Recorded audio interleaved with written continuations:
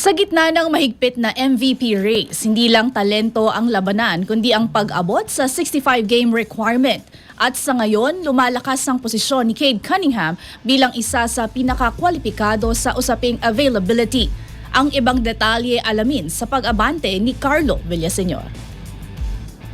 Habang humihigpit ang MVP race sa NBA, lumalakas ang laban ni Cade Cunningham at ang availability ang maaaring maging pinakamalaking bentahe niya. Nakapaglaro na ang Detroit Star Guard ng 53 sa 59 na laro ng koponan na naglagay sa kanya sa maayos na posisyon upang makumpleto ang 65-game requirement ng liga para sa major awards. Samantala, ang mga karibal niyang sina Shai Gilgeous-Alexander at Nikola Jokic ay nakaharap sa mas masikip na sitwasyon pagdating sa eligibility. Bukod sa pagiging available, malaki ang ambag ni Cunningham sa pag-abante ng Pistons sa itaas ng Eastern Conference. May record siyang 25.5 points at 9.8 assists kada laro kung saan pinamumunuan niya ang isang batang roster sa isa sa pinakamagandang record sa Eastern Conference. Bumaba na rin ang kanyang MVP odds sa mga sportsbooks, isang senyales ng lumalakas na paniniwala na maaari siyang maging legit na contender sa dulo ng season. Habang ang usapan ay nananatiling sentro sa 65-game rule, malinaw na ang produksyon at impact ni Cunningham sa panalo na Detroit ang tunay na naglalagay sa kanya sa seryosong MVP conversation.